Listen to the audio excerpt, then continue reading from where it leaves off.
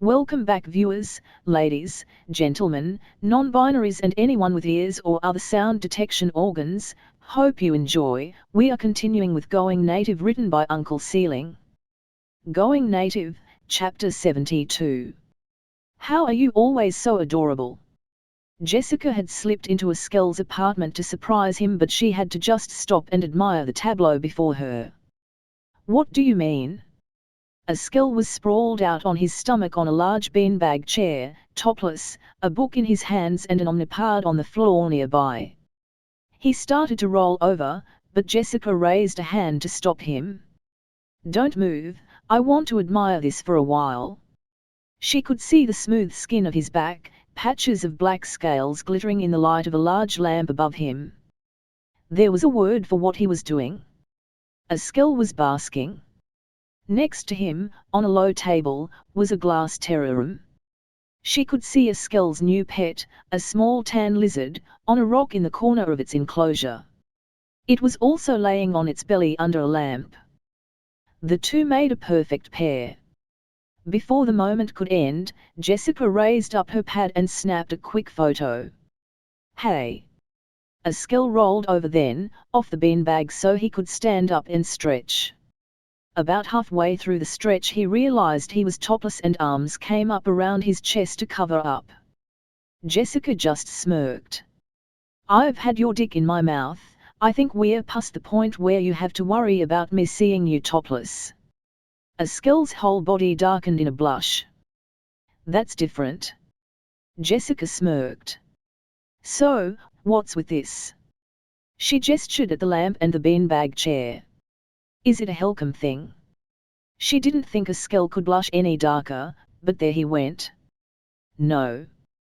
He leaned over to the terrarium, picking up a bottle of water and turning so his back was to Jessica. Eskel lifted the mesh lid of the enclosure and spritzed a light mist of water inside. She just looked too comfy with her little lamp and her rock that I had to try it. And the verdict? My back hurts from laying there all day. That bag thing has no support at all. Well, come on then. Jessica slipped behind Eskel and wrapped her arms around him, letting her hands roam the silky smooth skin of his chest. Lead the way to the bedroom and I'll give you a back massage. Can't have you getting all stiff on me. Eskel couldn't help but giggle in reply. It won't work. Jemsai shook his head sadly as his eyes swung across the room. Sammy could see him try to take in each occupant, but he was being met with defiance. Clearly Jemsai just hadn't gotten the message yet.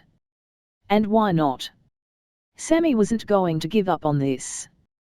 They knew helping Nix was the right course of action, and now that the bone was in Sammy's mouth they weren't going to let it go. Aside from the political implications of bringing this into common knowledge, it's not new research. We already have the technology to fix the problems on Nix, it's just expensive. Jemsai's hands raised up in a placating gesture. Too expensive for our little venture to afford at this stage. What if we can change that? Samuel sounded excited, voice high with energy. Sammy knew that a good challenge like this was exactly what their husband needed to crank out true genius. What if we came up with a method of fixing a planet's climate that's cheap and reusable? Or we come up with a different technology where helping Nix is a secondary function? Jemsai was thinking, running the idea through his business sense. Maybe. I don't know what the investors will go for, but it's certainly an idea. You could use it for more than that. Sammy started at Stace's voice. They had sort of dismissed him from the conversation once it turned to science. Not necessarily the best idea when you're trying to revive an ecosystem and the person you're ignoring is a biologist. If we have a good method, you can use it to terraform marginally hospitable planets. Even if you aren't planning to do more than mine a planet for its resources, warming it up will make the process much easier. Unless you're mining frozen methane or something. Stace, how much do you know about this sort of thing? It's really not something I've researched. Sammy asked, excitement sending tingles down their spine. The man shrugged, clearly uncomfortable with the attention. He even did that thing he did where he used one hand to rub at the back of his neck. I'm no expert, but I spent a lot of time reading about climate change, nuclear winter, and the like when I was in my cabin. I figured it might become relevant at some point. All of my information is 10 or more years out of date, but I've probably read 30 or 40 books on the subject. You're set on this. Jemsai looked around the room, and Sammy was delighted to see that every other face was firm. Even Jelsai, Toral, and Keller seemed to be on their side. Sammy met his eyes firmly, a small, tear-streaked smile on their small, brown face. 100%. We'll come up with something that we can sell and Nix will be our test case. Jelsai's laughter turned heads, earning her the room's full attention. Nothing will piss off House Elent worse than fixing their mistakes. We can save Nix and we don't have to worry about Elent reprisals because if anything about it gets out, the Empress will have to cut House Elent free to prevent a large-scale war. Sammy couldn't see the mirth in that but, hey, fuck House Elent.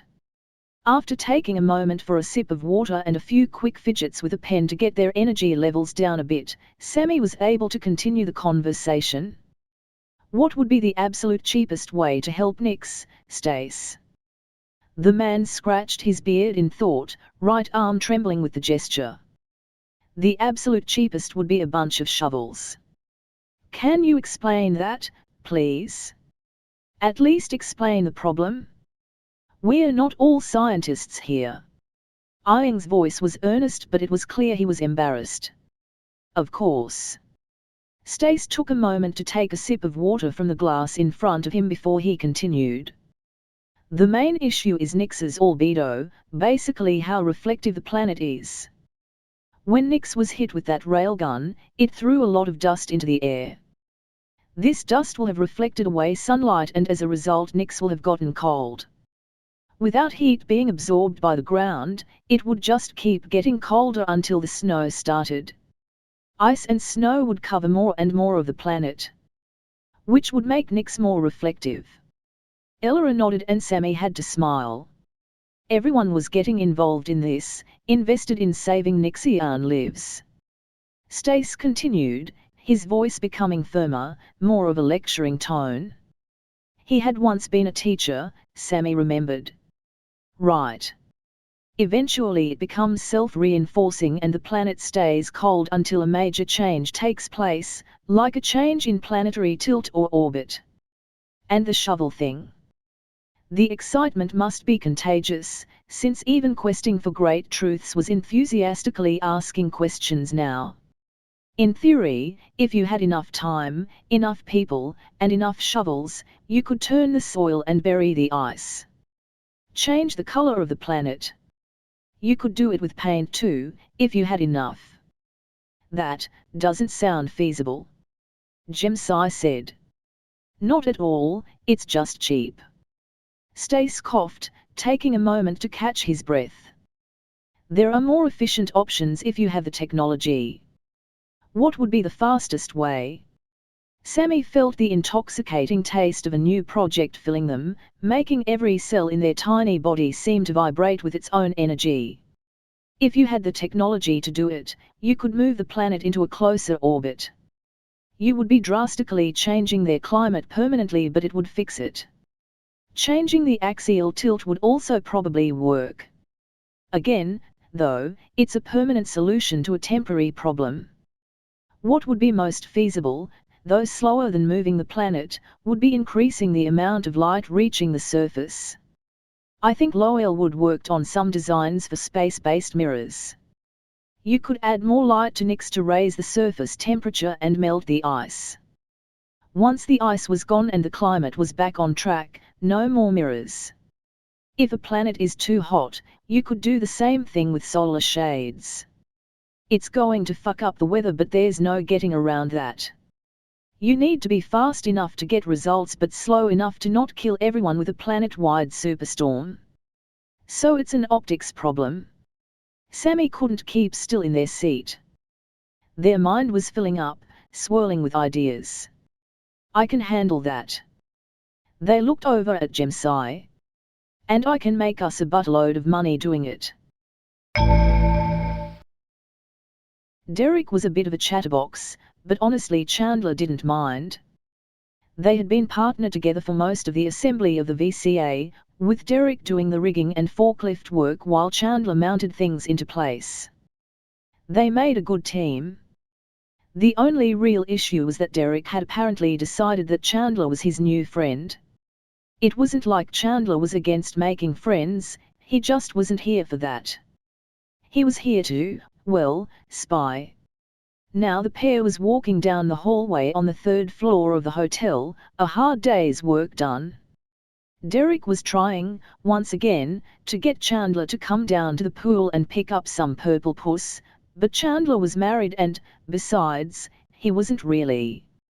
Chandler stumbled, his legs suddenly feeling numb. He managed another half a step before Derek caught him. Whoa, man, you should have told me you were drinking on the job. Here, hold on. Chandler tried to say something but he couldn't move. He felt trapped in his own body. Derek opened the door to his room and carried Chandler inside. Once the door was closed, he was dragged into the center of the room and Derek let out a sigh. When he spoke, the trace of Boston in his accent was gone. He sounded like an entirely different person. You know, Seven, your little cabal really pisses me off sometimes. I was going to get to visit Orbit at the end of this, but instead I have to deal with you. Shit. Shit shit shit shit shit. Chandler felt panic set in, but whatever he was drugged with stopped his heart rate from increasing. Without any sort of physical reinforcement, the panic almost immediately started to ebb. All he could do was stare straight at the ceiling and wait. Here, this is for you. After some shuffling, Chandler felt something sticky pressed down on his neck. It's like a nicotine patch, but more of that fun drug you just inhaled. No voluntary muscle control for you. I'm getting you out of here, and I can't have you fucking it up by doing something I don't expect. Now then, I'm going to give you a couple shots.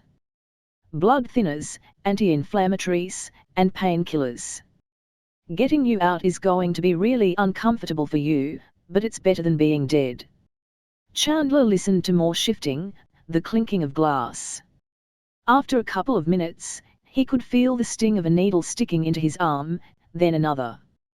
While those kick in, let me fill you in on a couple things. 13 was picked up a few days ago and he told the Interior that 7 was at this facility. The order was given to pick up all the potential conspirators and it was pretty easy to figure out that you were one of them. Fingers entered Chandler's field of view and eye drops carefully dripped into each eye before they were pushed closed. The sound of medical tape ripping off the roll was followed by the feeling of his eyes being sealed shut. I can't fault you for that last part. Do you remember Samuel yelling 7, yesterday? Chandler couldn't reply, but he did remember it. Samuel had been yelling out numbers while checking something over. It had startled the hell out of him at first, but then he tuned it out. Cameras picked up your heart rate increase based on changes in skin color. Nail in the coffin for you once paired with other evidence, which means I have to get you out of here before Governor Elinke has you publicly executed. Your family is already moved, cover identities set up. I'm bringing you to them. Chandler felt hands on his shoulders and suddenly he was pulled to a sitting position, Derek grunting as he manhandled the limp body. Then the stripping began. I don't want you panicking, so let me explain what happens now. You just vanished off the face of the earth, and nobody will ever see Chandler Kane again. I have a family emergency, so I am leaving here. Since I don't know if I will be able to come back in time to finish the work on the VCA, I'm bringing my luggage with me. One of these cases will be heavy because it will have you inside it. Pretty much all of the on-site VIPs here are in some big meeting right now, so it's the perfect time to slip you out. I am going to have to curl you into the fetal position so you'll fit in the bag. It's going to be very, very uncomfortable, and you'll be like that for at least an hour or two. Just repeat to yourself that it's better than a firing squad. The man that Chandler figured probably wasn't actually named Derek wasn't lying. The pain as he was bent into unnaturally tight positions, then forced to hold them, was horrible. Derek would lean on him, folding his body, then wrap the area in gauze so it couldn't move. He couldn't even whine or moan, the drugs in his system keeping his breathing even and calm. It took somewhere between 20 minutes and a century. And here comes the fun part. Chandler felt hands on his side and he was suddenly tipped over. With his eyes closed, unable to move his body, everything seemed overly sensitive. He could feel himself being rolled over a bunch of fabric, and suddenly sounds seemed muted around him and the rasp of zippers being pulled filled his skull. He was being pushed at on all sides, constricted into a tight ball, and even the drugs coursing through his veins couldn't keep the panic away. His muscles and joints began to scream in agony, and it was only then that Chandler realized the hell he was in for. Only a couple more hours to go. Stace let out a sigh as he placed both hands on the table in front of him, pushing himself up carefully. He grabbed his cane and relaxed some of his weight onto it, then took stock of the room again. With the meeting over, most things were winding down. Sam and Sammy were having some sort of loud conversation that was mostly math, questing for great truths had slipped out, and Ella, Marion, and Ian had formed a little clique of their own. Stace was free to do what he needed to. It took a few steps to get the blood flowing and for his walking to become stable, but it didn't seem like Jemsai was going anywhere. As Stace approached, the thin man's eyes widened in panic. He glanced around as if he needed help and Keller appeared at his side. The hulking boulder of a woman put a hand on Jemsai's shoulder, which seemed to steady him.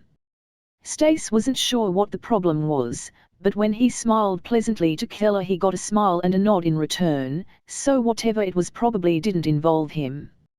"I have a request, if you don't mind." Stace kept himself steady and watched Jemsai's face go from fear to confusion. "What is it?" "I would like whatever information you have about Nyx, its ecology, Nyxian culture, language, everything." Jemsai's confusion continued, though he seemed to calm down a bit. "Why? Fixing their ice age, if we do it right, is going to take decades. Perhaps a century or more. If there are any sapients alive there now, they are going to need more than orbital mirrors. They will need infrastructure. Sammy and Samuel can figure out how to fix their climate, I need to figure out how to keep them alive until then." Jemsai nodded. "Understandable. But, if you don't mind me asking, why? What's your stake in this?" Now Stace was the one with confusion plain on his face. "They need help. That's it. That's it." Jemsai met Stace's eyes for a moment, then nodded again before holding out his hand. "I don't think we've ever actually been introduced. Jemsai Chelza. Eustace Grant." He had to shift his cane into his other hand, but Jemsai's handshake was firm. The pair grinned at each other. "I have all of Demir Chelza's notes and the survey data from the initial discovery of the planet. There's kind of a lot." "Good." Stace grinned. "I've been getting a little stir-crazy without a real project." End of chapter. If you enjoyed, like, subscribe, click the bell so you don't miss any episode and do all the other YouTube stuff, visit and support the author, and I'll see you next time. If you didn't enjoy, comment on what I can do better. And as usual, have a wonderful day.